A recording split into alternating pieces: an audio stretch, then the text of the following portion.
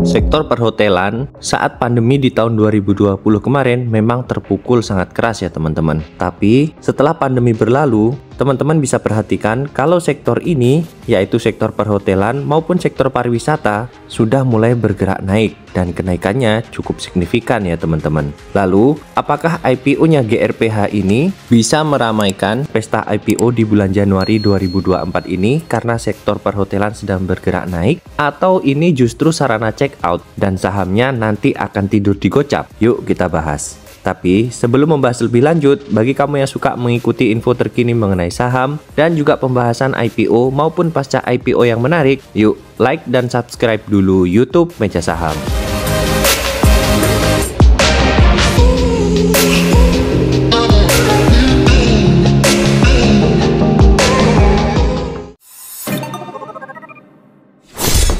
PT Gripta Putra Persada Tbk dengan kode tiker GRPH merupakan perusahaan yang bergerak dalam bidang hotel berbintang, restoran, dan jasa penyelenggara pertemuan, perjalanan insentif, konferensi dan pameran yang terletak di Kudus dengan nama Hotel Gripta. Hotel Gripta memiliki sertifikat hotel bintang 4 yang dilengkapi dengan 138 kamar, yaitu 118 kamar deluxe, 12 bisnis, dan 4 suite. Fasilitas hotel diantaranya 7 ruang pertemuan, 1 ballroom, tempat ibadah, kolam renang, dan fitness center. Selain pengoperasian hotel, perseroan juga memiliki restoran dengan nama The Flamingo Restaurant, terletak di Hotel Perseroan, The Flame Express, terletak di Hotel Perseroan, dan Citraland Mall Semarang, dan juga Cafe Teman Canda di Kudus. Pendapatan per segmen berdasarkan laporan di bulan Juli 2023, 43,5%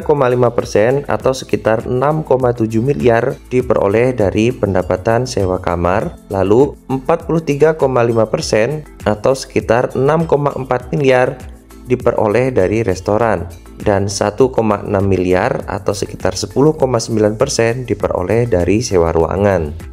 Kinerja keuangan year on year di tahun 2020 berhasil mencatatkan penjualan sebesar 10,5 miliar rupiah. Lalu di tahun 2021 naik menjadi 14,7 miliar rupiah. Dan jika dipresentasikan kenaikannya sebesar 40,3%. Lalu di tahun 2022 meningkat lagi menjadi 22,6 miliar rupiah. Dan jika dipresentasikan naik sebesar 54,2%. Lalu di bulan Juli 2022 penjualannya sebesar 11,6 miliar rupiah dan di bulan Juli 2023 sebesar 14,7 miliar rupiah atau naik 26,4%. Sedangkan untuk laba bersihnya di tahun 2020 perusahaan ini masih rugi ya teman-teman. Kerugiannya sebesar 864 miliar rupiah. Dan di 2021 juga masih mencatatkan kerugian, meskipun kerugiannya sudah menyusut cukup banyak.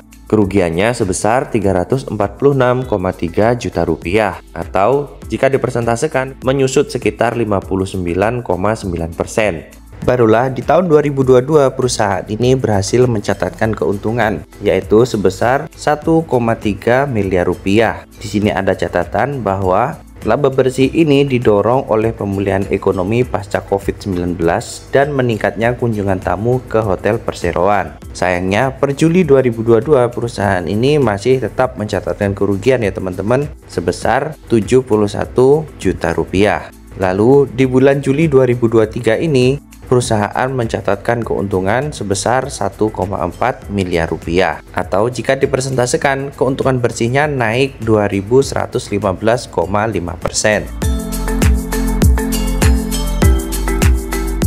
Pada IPO ini rencananya jumlah saham yang ditawarkan sebanyak 200 juta lembar saham, atau sekitar 20% ya teman-teman, dengan harga penawaran 100 sampai dengan 105 rupiah dengan potensi pendanaan 20 sampai dengan 21 miliar rupiah. Jadwal sementara IPO saham ini, penawaran awal di tanggal 20 sampai dengan 28 Desember 2023, penawaran umum tanggal 12 sampai dengan 16 Januari 2024, sedangkan tanggal pencatatannya tanggal 18 Januari 2024. Bagi teman-teman yang mau ikutan, ini masih ada waktu ya teman-teman, karena penawaran umumnya masih nanti di tanggal 12 sampai dengan 16 Januari 2024. Rencana alokasi dana hasil IPO sekitar 48,8% digunakan untuk peningkatan fasilitas hotel, lalu sekitar 4,1% digunakan untuk pembuatan 4 gerai restoran milik perseroan, The Flame Express beserta pembelian peralatan dan perabotan.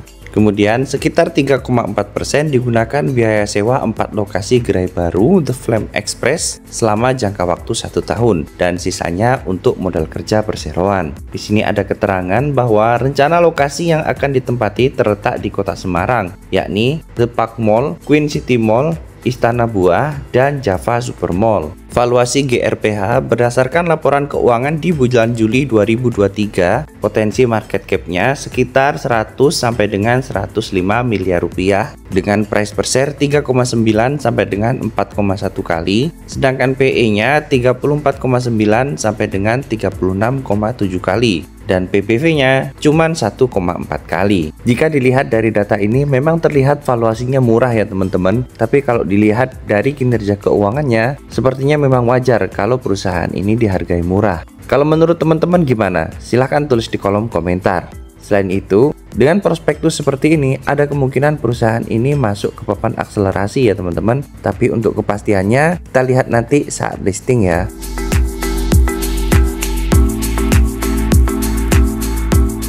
Yang menjadi underwriter pada IPO ini adalah Elite Sukses Sekuritas dengan kode broker SA. SA ini saat mengawal IPO-nya Lopi kemarin kurang memuaskan ya. Bahkan harga sahamnya sekarang udah di harga 60-an. Ada kemungkinan tinggal nunggu waktu aja untuk sahamnya bisa bablas turun ke Rp1 karena saham Lopi berada di papan akselerasi. Menurut teman-teman hal ini akan terjadi lagi pada saham GRPH atau justru saham GRPH ini akan meroket? Silahkan tulis di kolom komentar.